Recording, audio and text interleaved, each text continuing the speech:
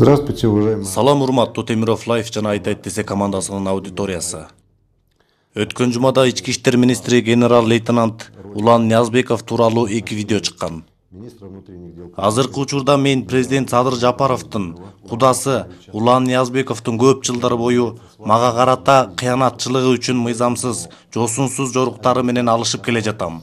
Обратилась ко мне через соцсети, чтобы я дал свой комментарий, поскольку Азыр менде болгон далилдүү маалыматтарды айтып берем.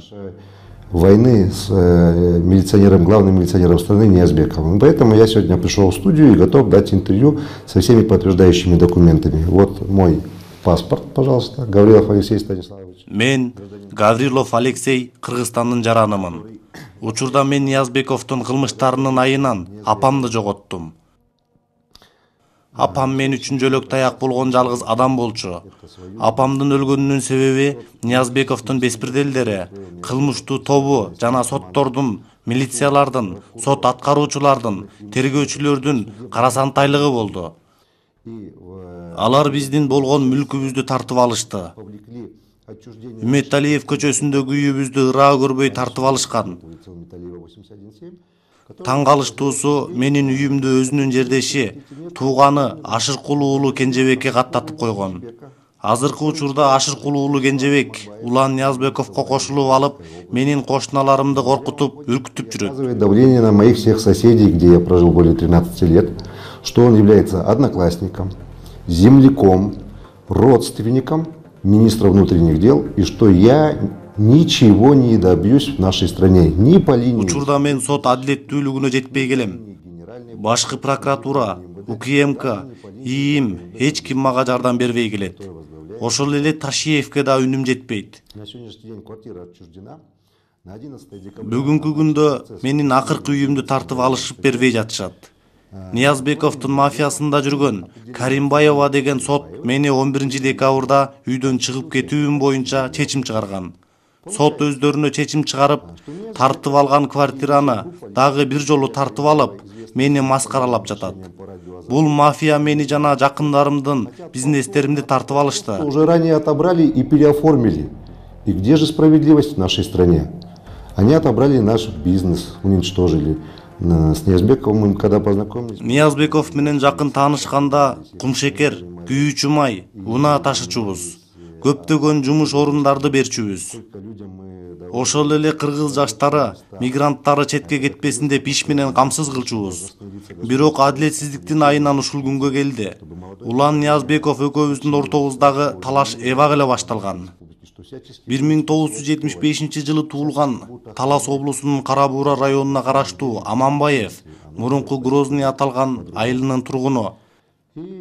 Ниязбеков Улан Омоканович менен мен мурун Аламүдүн жана Ысык Ата райондору боюнча каржы полициясынын оперативдүү кызматкери болуп иштеп турган кезде таанышкам. Аламүдүн жана Ысык Ата райондору коңшу Казакстанга контрабанда ташууга ыңгайлуу район. Мен Кыргызстанда кумшекердин эң ири импортеру болгон фирманын директору болчумун. Бул Ниязбековдор мафиясы биздин жүк ташуучу унааларыбызды ошол кезде жүк ташууга документтер жетишсиз деген шылтоо менен токтотуп жүрчү. Бирок документтерди тапшыргандан кийин кое берүүгө аргасыз болчу. Деги эле Ниязбековдун жашоодо 3 кумары бар.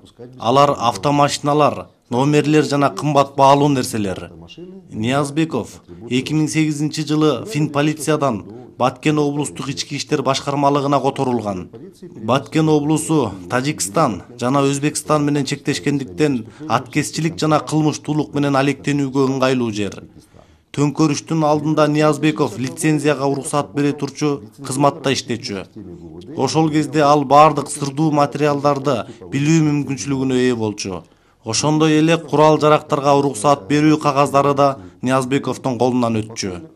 Апрель революциясынан кийин Талас облусунун Манас районунда туулган маркум генерал Болот Шер ички иштер министри болуп, Манас районуна жакын жайгашкан Кара Бууралык Ниязбековду өзүнө жардамчы кылып кызматка алган. Ал эми уюшкан кылмыштуу топтор менен байланыштар тууралуу айтып берсем. Революциядан кийин Ниязбековдор мурдагы бийликтин жана алардын чөйрөсүндөгүлөрдүн мүлктөрүн мародёрлук жол менен тартып алып жаткан учур эле Ошондо азыр барбы жокпу билбейм. 1975-жылкы Иван Волков деген бар болчу. Ал унаа оңдогуч стоо мастери болгон. Мына ошол Волков аркылуу мени Ниязбеков жолугушууга чакырткан. Ал жолугушууда ал менин Раматылык апам Эшимкановго саткан үйдү кайра тартып албайлыбы деген сунуш айткан. Анткени ал үй 2009-жылдын декабрына чейин маркум апама таандык болчу. Кийин апам Мелис Эшимкановго сатып, жубайы Аселге каттаткан. Мына ошол үйдү кел кайра Эшимкановдордон тартып алабыз дешкен. Ал эми Эшимканов көзү тирүү кезинде Максим Бакиевке кыргыз тилинен сабак берип, аны атасы президент Курманбек Бакиевдин ордуна даярдап жүргөнү көпчүлүккө маалым болчу. Жакшылап ойлон, сенин да үлүшүң болот. Таарынтпайбыз, чогуу болобуз деген. Өзүнүн 0555 270888 номерин тыштап кеткен. Кийин КМШ боюнча күйүүчү, майлоочу майларды ташып келүү жана автомобиль транспорту менен алектене баштадым. Анан Ниязбеков мени Малик деген тар чөйрөдө ортомчу коммерсант Таекеси менен тааныштырды. Силер көргөн Темиров Лайфта чыккан Мырзалиев Малик таанымал бизнесмен экен. Чекирбаева Алмакан менен бирге Петровка айылындагы Москва май куюучу жайына ээлик кылып турушкан. Анан алар соттук териштүүлөрдөн кийин Черикбаевадан алар май куюучу жайды тартып алышкан. Алар меники сыяктуу эле тартып алышыптыр. Волков Иван деген ким? Ал тууралуу кененирээк токтолсом, Ысык көл районунун Семеновка айылынын тургуну. Автосервистен тышкары ал маркум Кримтөбөл Көлбаев, Анапияев жана Казакстанда кылмыштуу топ түзүп, контрабанда кылгандыгы үчүн соттолгон Жапасов менен тыгыз байланышта болгон. Жапасов Ниязбеков менен аябай жакын мамиле куруп жүрчү. Анткени Ниязбеков ал учурларда опер ыкчам кызматкери катары контрабанда менен Казакстанга өтүп турган посттор жайгашкан жерлерди карачу. Экөөнү дагы дал ушул контрабанда байланыштырып турчу. Бирок бир канча убакыттан кийин экөөнүн ортосунан карамышы каралап, мамилеси сууп калган. 2010-жылы күзүндө Жапасов аталаш тууганы Абдыга ошол кездеги Кримтөбөл Бокушевдин кызын алып берип үйлөнткөн. Той салтанаттуу түрдө Көлбаевдин катышуусу менен өткөн. Андан кийин Бокушевке башка Меркен деген кылмыштуу топко караган Чалдыбар бажы өткөрмө пунктун караганга мүмкүнчүлүк алып таасир эте баштаган. 2012-жылы Сергей Костириндин ата-энеси Волковго каршы 1-май райондук ички иштер башкармалыгына арыз менен кайрылышкан. Волков, Ниязбеков, Жапасов жана Көлбаев менен бирге Сергей Костириндин 2009-жылы чыккан В99Г номериндеги Lexus 570 үлгүсүндөгү кымбат баалуу машинасын тартып алышкан. Бирок Волков Ниязбековдун жардамы жана буйругу менен 1-май райондук ички иштер башкармалыгынын имаратынан бошотулуп жиберилген. Сергей Костирин Максим Бакиевдин Белоруссиядагы жашаган досу. Ал мурун Манас банктын төрөгасы болгон жана Кыргызстанда кылмыш жолу менен мүлктөрдү легалдаштырууга катышкандыгы үчүн 30 жылга соттолгон. Ички иштер министри Көлбаевке ID картага окшогон атайын номери менен талондорду берген. Негизи бул документ ИИМдин 7-чи башкармалыгынын кызматкерлерине берилет. Андай талондуу алгандардын документтери менен жүктөрү тосмодон текшерилбей, эч тоскоолдуксуз өтөт. Бул талонду Көлбаев Ниязбековдун жардамы менен алган. Айтмакчы, уюшкан кылмыштуу топтун мүчөсү Волковго дагы Ниязбеков ИИМдин штатынан тышкары кызматкери Молдопиевке бекитилди. Аны милиция токтотуп текшергенге укугу жок деген күбөлүк берген.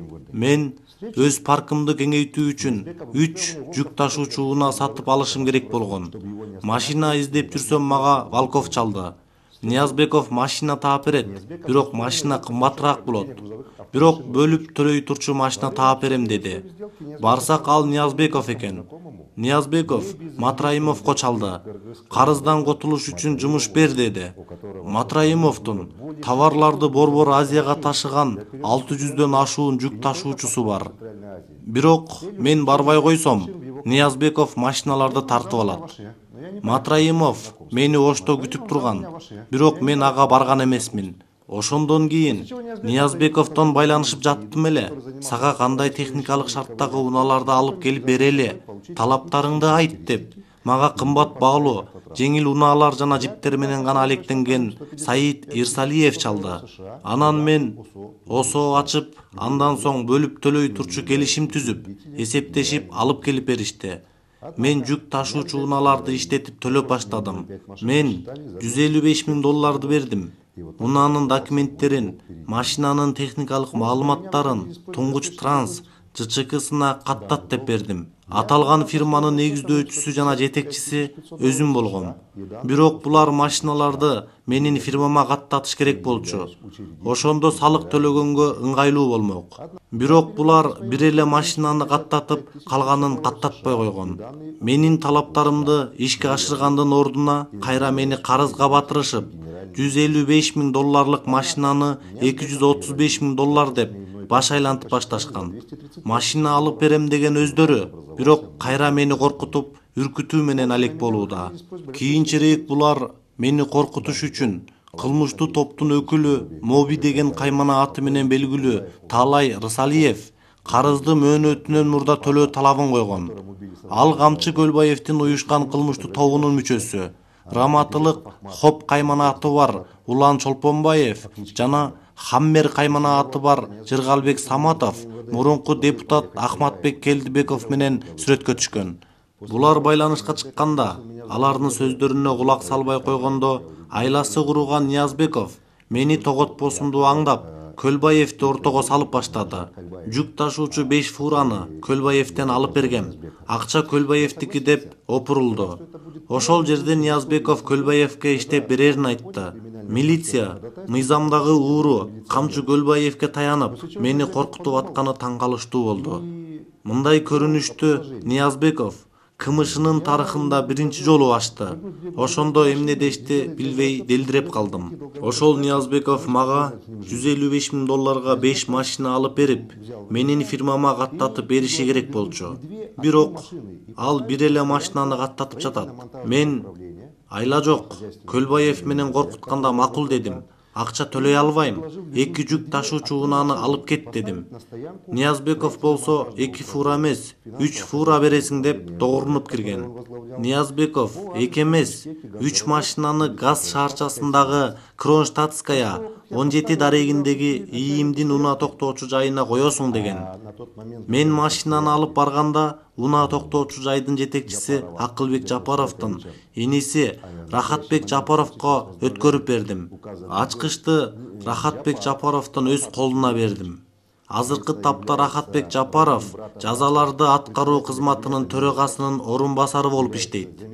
Кыргызстандагы түрмөнүн бардыгы Рахатбек Жапаровго баш ийет. Агасы болсо Кыргызстандын тагдырын чечип жатат.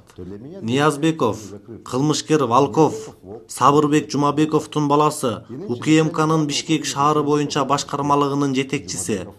Ниязбековдун жердеши Салмоорбек Жумабеков, булар биригип алышып, мени аргасыз тил катка кол койгонго мажбур кылышты. Мындайча айтканда, Воровский, Молева өздөрү жазып берип, мени колумда алышты. Ал тил каттан Ниязбековго $200,000 берсең, машиналарды аласың дешкен. Ошентип өлгөндүн үстүнө көмгөн болуп, жөндөн-жөн $125,000 карыз болуп, ак жеримен күйдүм. Ал жерден чыгып, бүт документти мен УКМКнын ошол кездеги төрагасынын орун басары, АКСтин директору Сыдыгалиевге кайрылып көрсөттүм. Ал бул жазуу Ниязбековдуку экенин дароо эле тааныды. Көрсө, ага чейин ИИМ министри Зарылбек Рысалиев министрликте таласизация деп аталган аймактык трайбализмге негизделген дайындоолорду жасап, Улан Ниязбековду ИИМдин чарбалык жана каржылык башкармалыгына мыйзамсыз жетекчи кылып дайындаптыр. Ал башкармалык министрликтеги байкол, сүт кол башкармалык болуп саналат. Болгон тендер, акча ошолордун колунда болот. Ал жерге дайындаш үчүн мыйзамсыз шашылыш түрдө полковник чинин да бериптир. Аталган башкармалык Кыргызстандагы 18,000 милицияларга керектелүүчү нерселерге тендерлерди жарыялап сатып алып турат. Бул ЖМКларга уудуу болуп чыккан. Мына ошонун баарына байланыштуу Ниязбеков түшүнүк кат жазыптыр. Мен дагы АКСке арызымды калтырдым. Бирок алар теңирден тескери болуп, Ниязбековдун жактоочусу болуп алышты. Ага карата тергөө амалдары жүргүзүлбөш үчүн ооруп калды демиш болуп, ИИМдин ооруканасына жаткыра калышты. Андан кийин АКС Ниязбековдун таламын талашканда башкы прокуратурага кайрылдым. Ал жердеги коррупциялык башкармалыктын орун басары Абылкасымов Аламүдүн районунун прокуратурасында иштеп жүргөндө да мындай окуя болгонун айтты. Афган инвестор да сага окшоп шүмүрөйүп кайрылган. Бул сага окшогондордун далайын сыздаткан. Сага окшогон шордулар көп. Толгондон ушуга күнүң түшкөнүн кара бечара. Ниязбеков алардын жеке менчик Мерседес үлгүсүндө унаасын күрөөгө алып, прокуратура кызматкерлери тарабынан Аламүдүн районунун каржы полициясы бөлүмүнүн аймагынан табылганы жана унааларды кызматтык токтотуучу жайга коюу окуясы кайталанууда. Ишеналиев аттуу прокурор ИИМдин унаа токтоочу жайына барып, биздин 3 машинага мөөр басып, Акылбек Жапаровдун иниси Рахатбек Жапаровду суракка алган.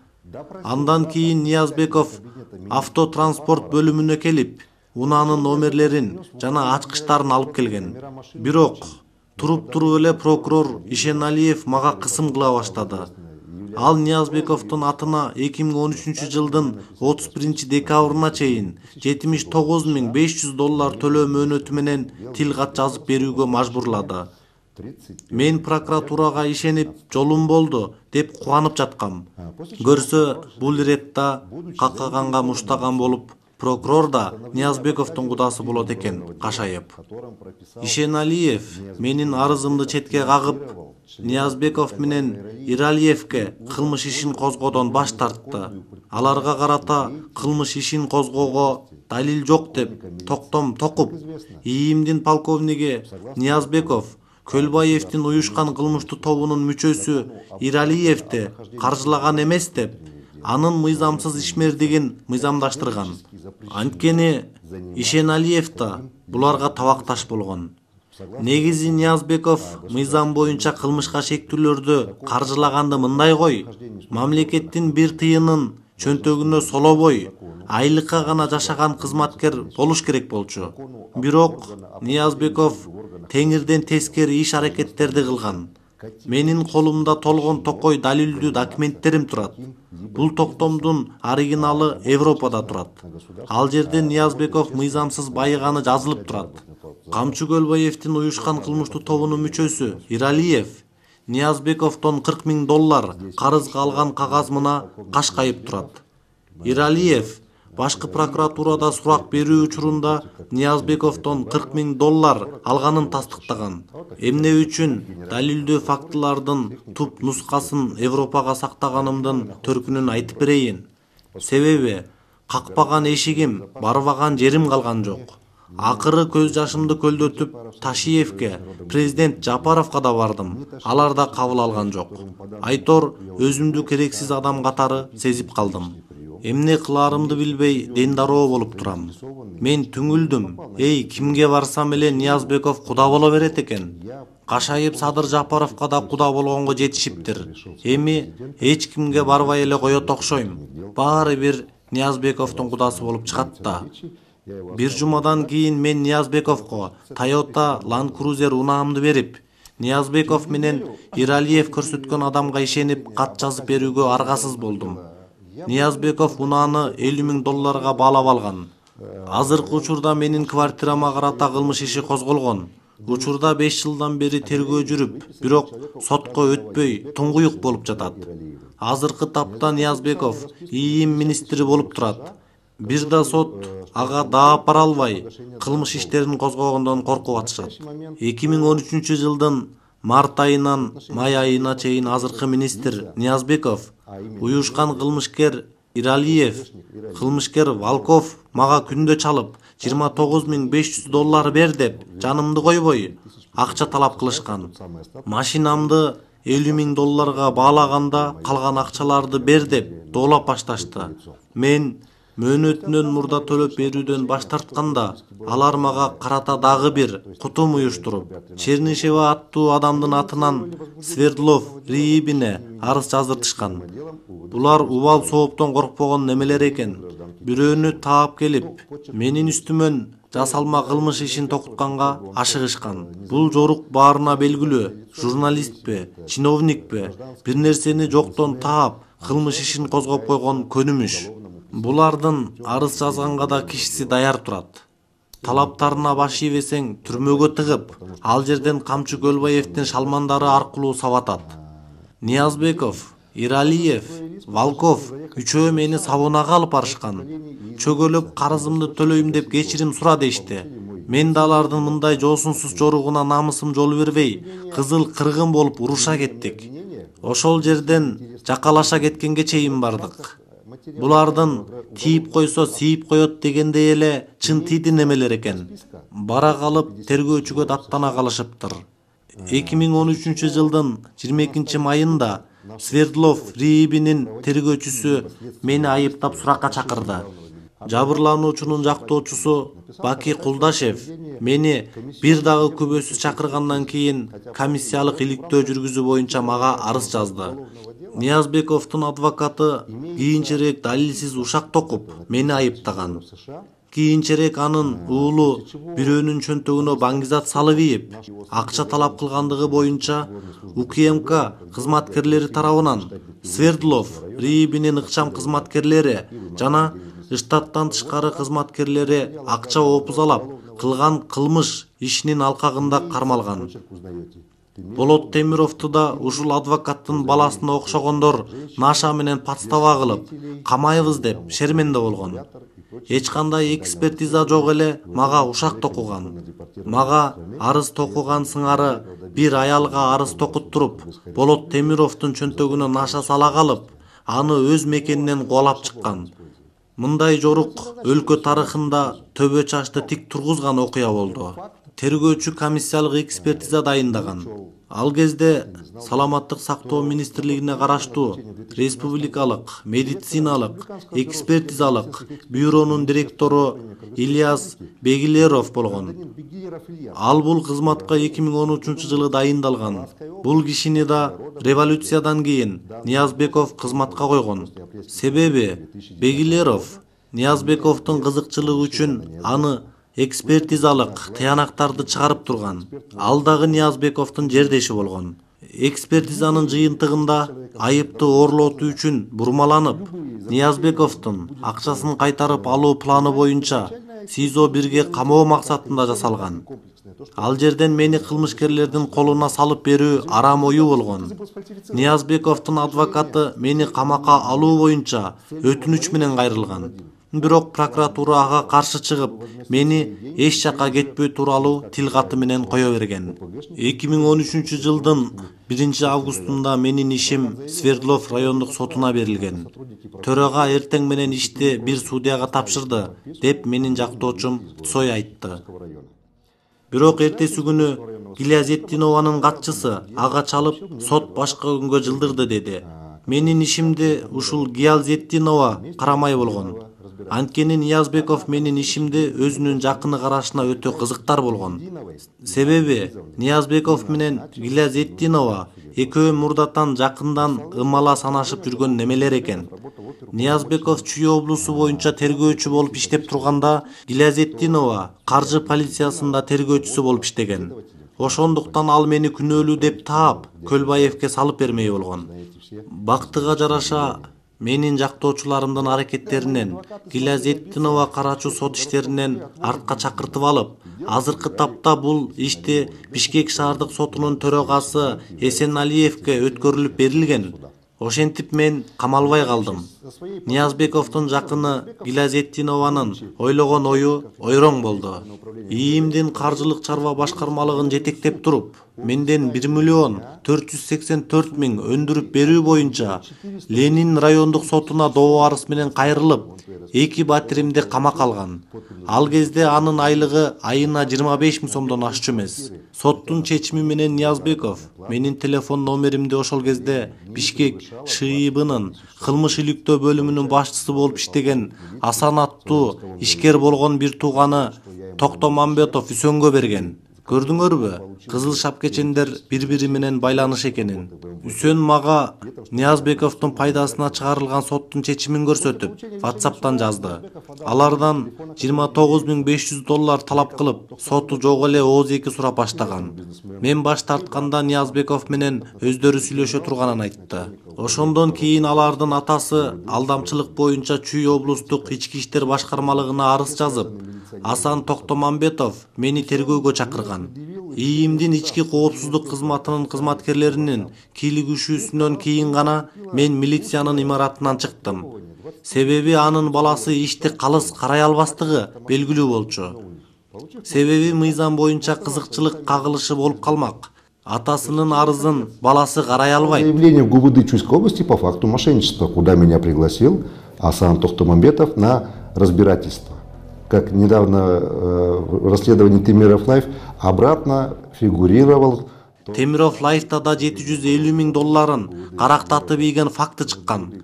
Анда да ушундай карактоолор болгон. Разбирательство российского бизнесмена, который был лишен с помощью милиционеров $750 тысяч США, что по курсу в настоящий момент составляет более 60 миллионов сомов. ИИМдин ротациясынан улам Асан Токтомамбетов Сокулук РИИБинин жетекчиси болгон. Жунушалиев Кашкар министр болгондон Асан Токтомамбетовдун Кирим Төбөл, Дөө Чыңгыз менен мамилеси ачыкка чыккан. Асан менен Үсөн Дөө Чыңгызга машина белекке бергенин Жунушалиевке Ниязбеков айтып салган. Ниязбеков болсо Асан менен Үсөнгө акча карыз болгон. Бирок Ниязбеков карызын бербей жүргөндө Дөө Чыңгыз Ниязбековдон акчасын алып берген. Ошондон улам Ниязбеков Асан Токтомамбетовдон өчүн алып, аны иштен алдырткан. Биз экинчи соттук медициналык экспертиза комиссиясын дайындоого жетиштик. Ага көз карандысыз жеке соттук медициналык экспертти тартууга жетиштик. Саламаттыкты сактоо министрлигинин кызматкерлерине жакпаган, жек көргөн алардын мурдагы жетекчиси Шадыбековду катыштырдык. Эксперттик комиссиянын жетекчиси Моношев судьяга Шадыбеков менен бирге комиссиялык экспертиза жүргүзүүдөн баш тартуу жөнүндө кат менен кайрылган. Судья Эсеналиева, прокурор, мен жана жактоочум жок эле Шадыбековду экспертизанын мөөнөтүнөн убактылуу четтеткен. Бул сот актысы боюнча биз арыз менен кайрылганбыз. Арызды каттап, ишти жогорку инстанцияга жөнөтүүдө судья Эсеналиев өзүнүн чечимин уурдап алган. Муну чуулганды судья Воронцова байкап, арыздын предмети жоктугуна байланыштуу бизден баш тартты. Иш райондук сотко кайтарылгандан кийин биз судья Эсеналиевди кылмыш ишинен материалдарына өз чечимин киргизип, Бишкек шаардык сотуна жөнөтүүгө мажбурладык. Ал жерден мыйзамсыз деп жокко чыгарылды. Экспертизанын алдында жабырлануучунун жактоочусунан Ниязбековдун $1,200,000 сом же $25,000 өлчөмүндөгү чыгымына каршы арызды алмаштыруу сунушу түшкөн. Каршы доо арыздын негизинде токтотуу реабилитациялык эмес болгондуктан мен кескин түрдө баш тарттым. Соттук медициналык экспертизанын кайрадан болушу жабырлануучуну жасалма кылуу фактысы аныкталды. Андан кийин Эсеналиев мени 5,000 сомго айыпка жыгып, кылмыш иши эскиргендигине байланыштуу токтотуп, доо арызды тастыктоочу документтери жок 24 эсе кыскарткан. Эсеналиев да соттор да акчалышкан. Булар пара өндүрүшкөн. Ташиев бир нече ирет соттор паралат, бирок далилдер жок деп келет.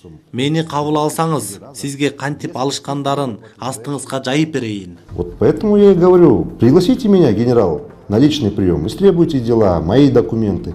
Вы сразу поручите ГСУ возбудить дела в отношении судей, и будет тогда факт борьбы с коррупцией. Далее. Ички иштер министрлигинин бардык оперативдүү номерлери ИИМдин каржылык чарбалык башкармалыгынан өтөт.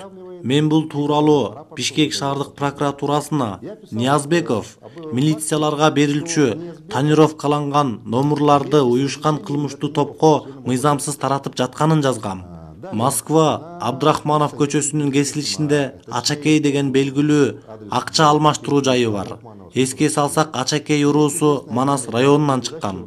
Москва Абдрахманов көчөлөрүнүн кесилишиндеги Узун барак тибиндеги үй милициялар үчүн жатакана катары салынган. Аны бир тууган маркум Болот Шер, азыркы Францияда элчи болуп жүргөн Садык Шер менчиктештирип алган. Бул акча алмаштыруучу жайда көбүнчө таластын колунда бар адамдары акчасын сактап, каржы булактарын которушат. Бул жерде Султановдордун үй бүлөсү акчасын сактап келген. В этом обменном пункте многие выходцы из Таласской области, кто занимается бизнесом, хранят свои денежные накопления, меняют деньги и переводят. Алымбай Султанов Алмаз Атамбаевдин кудасы. Манас районунун Жиде айылынан болот. Милициянын генерал-майору. Анын баласы Улан Алымбаевич Султанов Ниязбековдун досу. Азыркы тапта ИИМдин баңгизатка каршы күрөш башкармалыгын жетектейт. ИИМдин баңгизатка каршы күрөшүү башкармалыгынын кызматкерлерин УКМК кызматкерлери кармаган. Ниязбековдун досу болгондугу үчүн Улан Султанов ички коопсуздук кызматы тарабынан бир жактуу кызматтык иликтөөсүнөн эч кандай кылмыш же дисциплинардык чара көрүлгөн эмес. Служебного расследования службы внутренних расследований МВД не получил никакого ни уголовного, ни дисциплинарного наказания, стал данный полковник милиции. Ниязбековдон аргасы түгөнүп, жердеши аркылуу 2016 жылы Осмонбеков аттуу Ачакейдин менеджери Манас районунун Кызыл Жылдыз айылынын тургуну аркылуу мага карата арыз жаздырган. Алдамчылык фактысы боюнча ИИМдин башкы башкармалыгына катталып, ошондогу министр Кашкар Жунушалиев өз көзөмөлүнө алган. Бул массалык киши өлтүрүү же террордук актыдан бетер министр өзү көзөмөлдөп алган. Кийин анын жердеши, мурдагы тергөө башкармалыгынын жетекчиси Үметалиев мени түшүндүрмө берүү үчүн чакырды. Прокурор Ишеналиевдин токтому менен тааныштырып, Ниязбеков мага $45,000 сатып, Осмонбековго $5,000 арзан берип койгон унааны түшүндүрүп бергенден кийин ИИМдин башкы башкармалыгы баш тартуу боюнча токтом чыгарганга аргасыз болгон. Ошентип Ниязбековдун кезектеги шоусу да ишке ашпай калды. Кашкар Жунушалиев эмне себептен Ниязбековго жардам берген десеңиз, Ниязбеков министр Кашкар Жунушалиевдин капчыгы болгон. Бул ЖМКга да чыккан. Ниязбеков анын МВД 001М кызматтык номерин өзүнүн жипине же маркум атасынын унаасына таккан. Айтмакчы, Улан Ниязбеков ИИМдин каржы чарбалык башкармалыгын жетектеп турганда автотранспорттук чарба бөлүмүнүн жетекчиси кылып койгон. Ал жерге күйүүчү майларды жогоруда айтылган Малик таекеси жеткирип турган. ММКлар билдиргендей, анын атасы кандай жол менен болсо да ИИМди башкаргысы келген. Ал Бишкек, Чүй, Талас облустарындагы майы кызматкерлериндеги дайындоолор ал аркылуу болорун айткан. ИИМдин башкы тергөө башкармалыгы Осмонбековдун арызы боюнча ишти токтоткондон кийин 1-Май райондук прокуратурасына Ниязбековду жана министр Жунушалиевди актоо боюнча соттун чечимине Ниязбековдун катыштыгы бар деп суракка алуу боюнча арыз менен кайрылдым. 2011 жылы кызматтык абалынан кыянаттык менен пайдаланып $50,000 өлчөмүндө салык төлөмөк.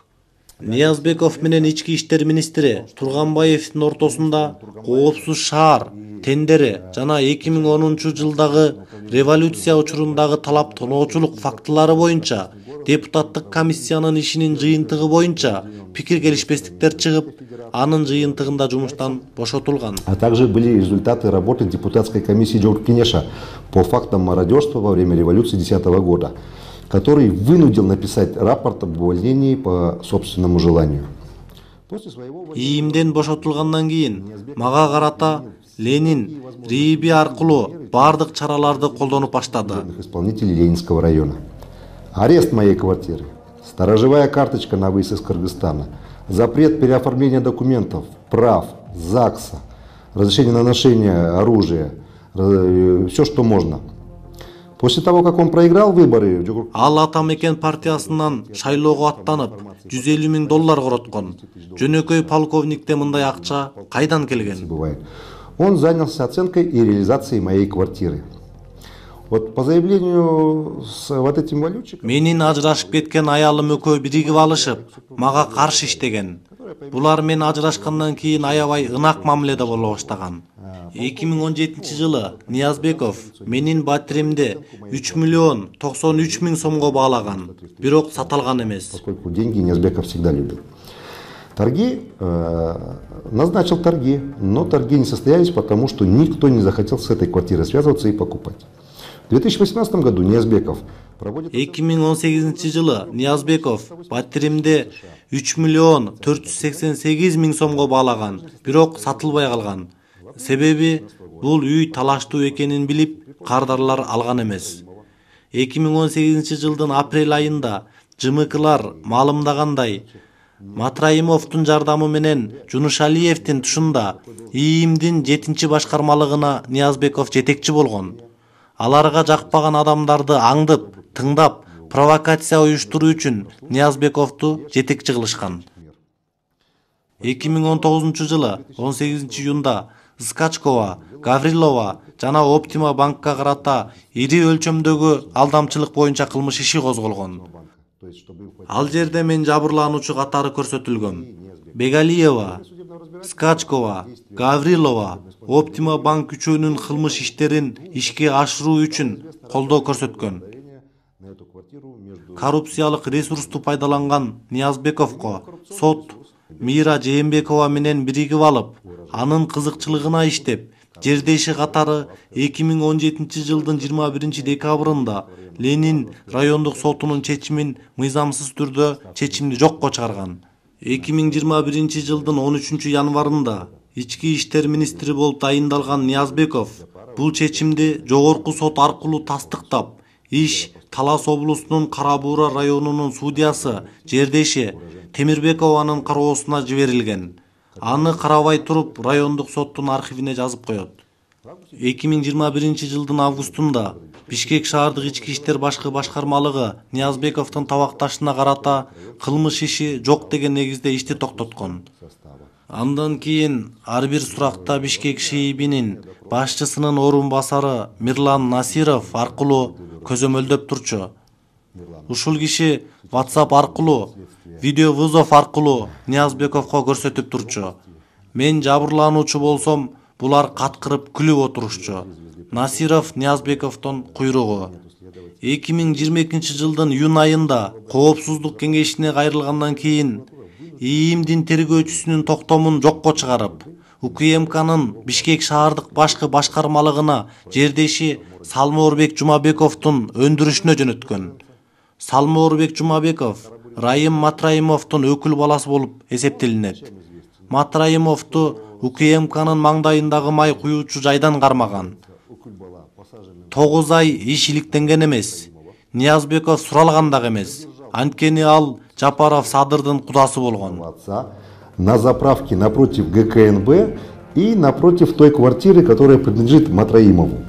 Перевел его через дорогу и передал следствию. А также он известен, что его отец, известный хирург Сабыр Артисбеков Джумабеков, является заслуженным хирургом Кыргызской республики. 25 марта 2023-жылдын 25-мартында прокурордун орун басары Султанов Улукбек Ташполотович УКМКнын бир жактуулугун моюнга алып, материалдарды Бишкек шаарынын прокуратурасына өткөрүп берген. Необъективность Главного управления ГКНБ, МВД и передает материалы в Следственное управление прокуратуры города Бишкек. Дело поступает в производство следователя прокуратуры. Ишти Бишкек шаарынын Ленин райондук прокуратурасынын тергөөчүсү Элзар Сатыбалдиев караган. Ал Элмурза Сатыбалдиевдин баласы болуп саналат. Элмурза Сатыбалдиев Көлбаевдин кызынын өкүл атасы болот. Сатыбалдиев мамлекеттеги жашыруун сырларга ээ болгон кызматты аркалаган. Бирок Көлбаев менен достук мамиледе болгон.